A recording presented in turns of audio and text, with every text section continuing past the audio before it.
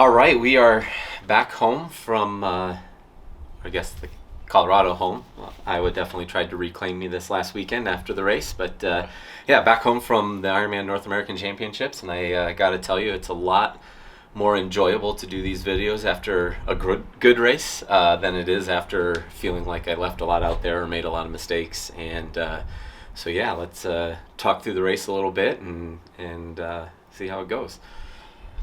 Overall, can't be upset when you get a win. They're hard to come by, no matter what the situation is. Podiums are hard enough to come by, so you take wins when they can.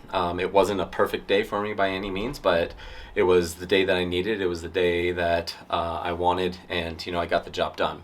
And fourth North American Championship certainly doesn't hurt at all. The race week, I drove out there, so we went a little bit earlier. We've got family out there, so yeah, it was a special race for me for a number of reasons. Obviously, I lived most of my adult life in Iowa.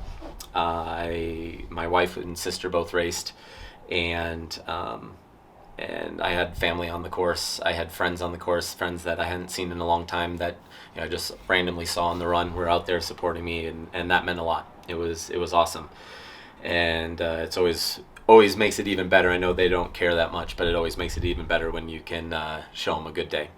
So the race did not go as scripted. It didn't really go as most people would have put it out on paper or guessed that it would have shaken out, and that's okay. I made some choices during the bike, especially that I don't typically make, but there was a good solid reason for that.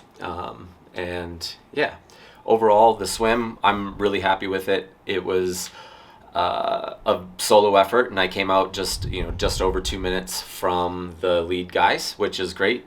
Tio is and Jesper are both fantastic swimmers, and so to come out relatively in contact, or within a manageable deficit from those guys while swimming by myself is great. I started out. I got a good start. Andre ended up trying to get up to Jesper and Tim, and kind of it seemed like he popped a little bit, and then so he got back and started leading a group of 4 or 5 guys that I was in, and he attacked on, I think, the third turn, so maybe 1,000 meters in, and got away from the group, and I was sitting third or fourth in the group, and by the time I noticed it, again, it was too late to get onto his feet, but I went way wide and swam really hard for about 400 meters to that sandbar, and was able to get away from the group as well, and that really changed my day because I wasn't fighting with that group on the bike. I was able to settle in, get my own rhythm, do my own thing, and not really worry about who I was towing along or having to play that dynamic early on, which helped me a lot on the day. So yeah, Andre swam alone, I swam alone. I came out of the water about 30 seconds behind him. It was a very long transition, and I think it was over 600 meters, maybe even a little bit longer. And that was just to the beginning of the tent. So, and you add, another 200 meters through it. And yeah, I mean, the first 5 miles was a little bit more of the technical section, and I typically, I'm going to lose time to the better cyclists in those sections. And so, Julie basically talking before the race, like, run as fast as you possibly can through that section, because you're not going to be able to work as hard as you normally would at the beginning of the race due to the technical components of it, and your heart rate will go down. So that's what we did. I made up about 40 seconds to the lead guys, the lead 2. Andre had a pretty good transition, so I didn't make much time up on there, but yeah, it definitely helped me be able to make the decision to go and catch him on the bike.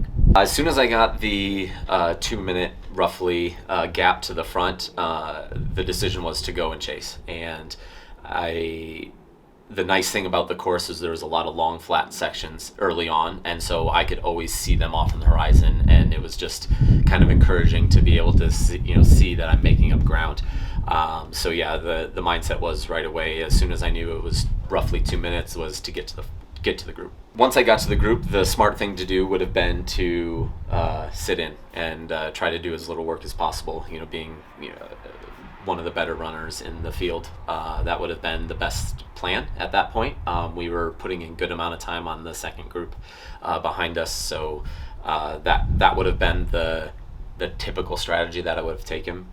I did make the decision, since I already had a Kona slot, I could race free and aggressive. And so I made the decision to put in a Kona level effort, that, or what I think that I'm going to need to average in Kona on the bike, and see how well I could run off the bike.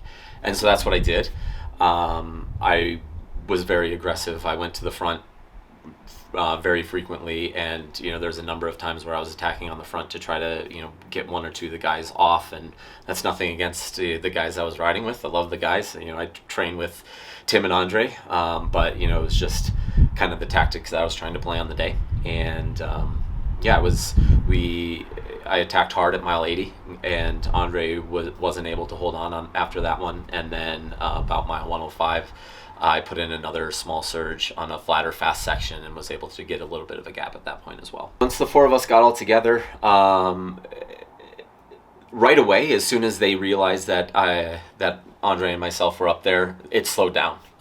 It definitely got a little bit easier. And then I kind of went by Tim on the first time.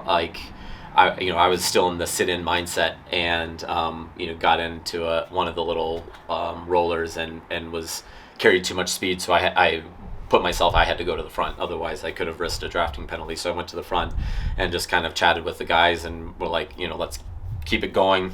And so at that point, it was like we'd all do the same amount of work and just try to keep making it a 4-person race essentially. And that worked out for a little bit. It was 3 of us doing a bulk of the work at that point, but no one was really complaining about that. And then I think it was pretty even for most of the race. And then I kind of took over around mile 80, being a little bit more aggressive. The other guys still did some work. After we got after Andre fell off the back, Tim and Jester both did some of the work up front. But I was just a little bit more aggressive riding, and I could have let them do it longer. It was just, I was there to have a really hard ride at that point. I didn't have a good bike in St. George, and there's some. I'll always get trolling comments after things like that, and it was deserved. I did not, for whatever reason, I had pretty decent power, but the speed didn't equate, and I'm still scratching my head a little bit on that one. But the last 2 races, I kind of went in with the mindset of racing a little bit differently, and showing what I can do on the bike as well. And I think that shows that I'm not the one-trick pony that people might assume or think. It may not be the strategy for the fastest day overall, but I definitely think that the amount of work that I did slowed everybody else down on the run as well. And so that can be a card that I can play in future races, because let's be honest, like if you're in a group and you've got people who know that I run well, they don't want to work, they want to make me work. And so I think I showed that they can make me do that, but might suffer a little bit for doing that as well. I felt good getting into T2. Is definitely great to they were all scrambling because there's bike catchers there, but they weren't really it was the first one in there, and I hadn't really seen that level of just people not really knowing exactly what was going on yet. But yeah, someone finally grabbed my bike when I was about halfway up the chute, which was good. So I didn't have to run with it anymore. But the first thought I had was, you've got 26 miles to not screw this up. And then I'm like, no, that's a negative concept. So then I switched the mindset and just made the decision to try to go out, do a little bit of work early, get a comfortable lead, and then protect it. Because obviously I can read your weather forecast, and it was definitely getting hot. The heat index was well over 100 by the end of the run, and no one thinks about Iowa as being a hot and humid place, but it definitely is.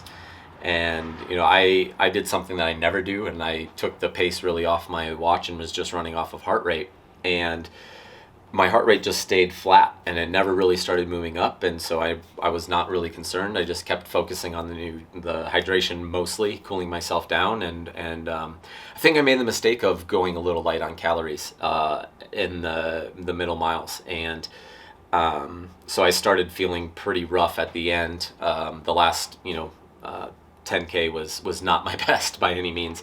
I had brought the lead up to 7 minutes, and then at mile 20, and I decided to go really conservative because I wasn't feeling that great. Andre was running well, and I knew that if I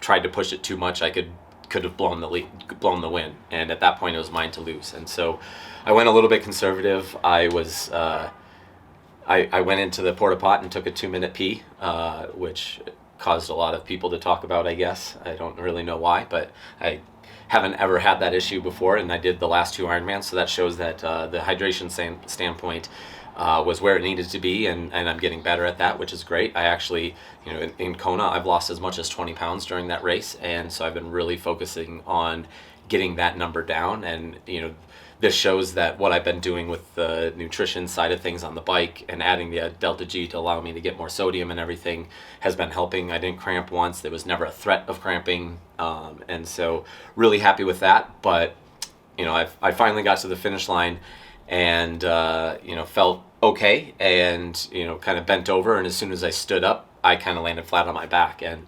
at first I kind of was like, okay, the heat must have got to me, but looking at all the data in the race and looking at kind of when I went back and recalled and did everything, all the writing down all that I took and everything, it was definitely a calorie issue on the run. I hit my target on the bike, I didn't hit it on the run. That's my fault. I was so focused on staying cool that I let the calories slide, and I paid for it. So it was a little bit of an anticlimactic celebration because I would have most definitely liked to stay running strong. But I'm taking so many positives out of the day on the nutrition standpoint. Being a little bit heavier on the First Endurance EFS Pro, which has higher sodium, by adding in the Delta G, seems to be working. I've had two races where I've executed the nutrition plan well on the bike and through most of the run. So that's where I need it to be. I need to be more mindful on the nutrition on the calories specifically on the run. That's an easy fix.